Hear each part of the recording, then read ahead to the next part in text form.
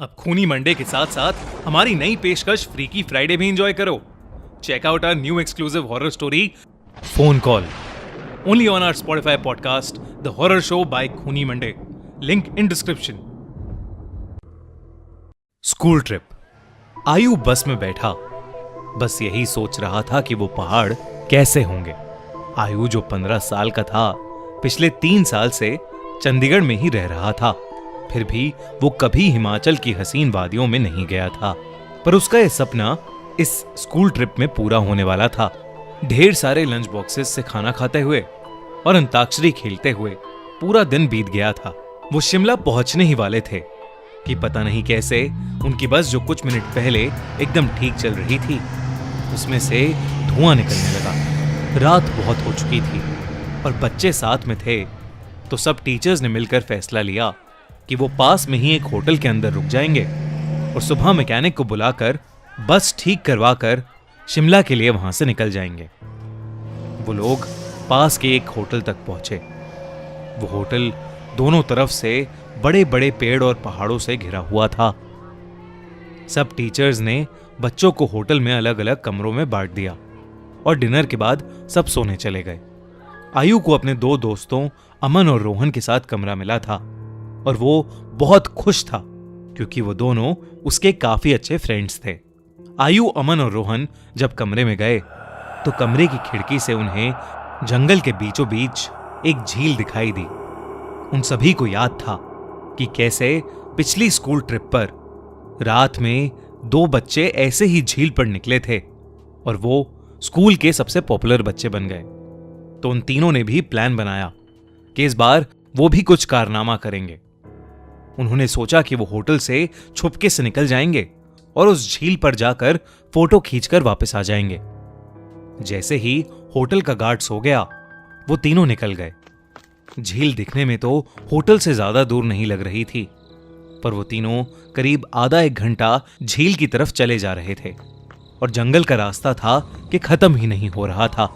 ठंड बहुत ज्यादा बढ़ चुकी थी और उस सुनसान जंगल में उन तीनों की ठंड के मारे हालत खराब हो रही थी।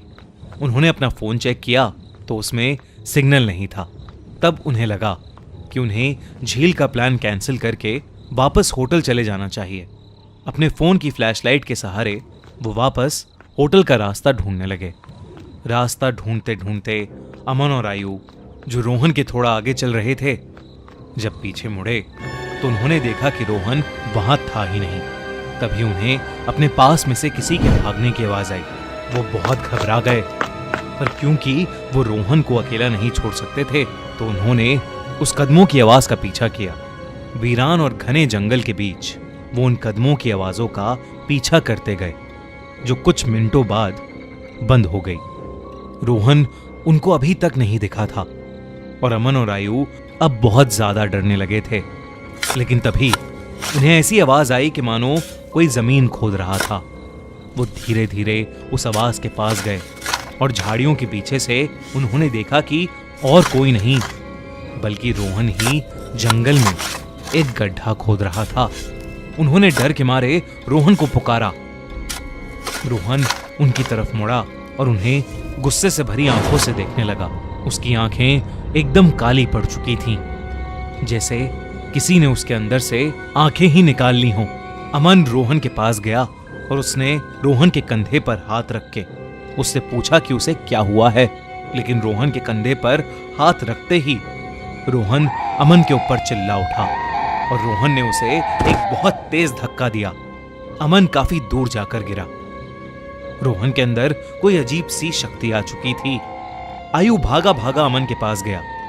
रोहन अब आयु की तरफ आगे बढ़ने लगा, पर जैसे ही वो आयु के पास आया, रोहन को अजीब से दौरे पड़ने लगे और वो बेहोश हो गया। आयु उसको होश में लाने की कोशिश करने लगा और जैसे ही रोहन होश में आया, उसने अमन की तरफ देखा और जोर जोर से चिल्लाते हुए कहने लगा, वो अमन के अंदर है।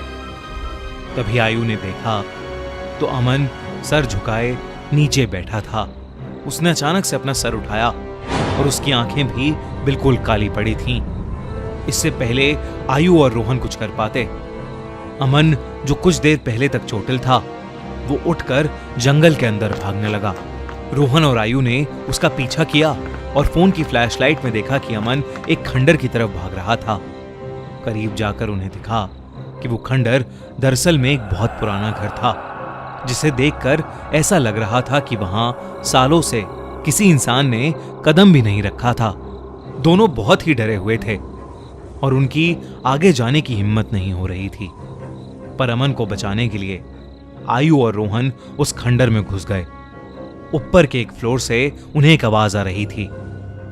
वो उस आवाज के पास पहुंचे तो जो उन्होंने देखा उस पर उन्हें विश्वास ही नहीं हुआ। उन्होंने देखा कि अमन बेहोशी की हालत में हवा में लटका हुआ था और एक बूढ़ी औरत उससे बात कर रही थी। उस औरत का चेहरा बहुत भयानक था। उसकी आंखें एकदम काली थीं, खाल लटकी हुई और बिखरे हुए सफेद बाल उसे और डरावना बना रहे थे।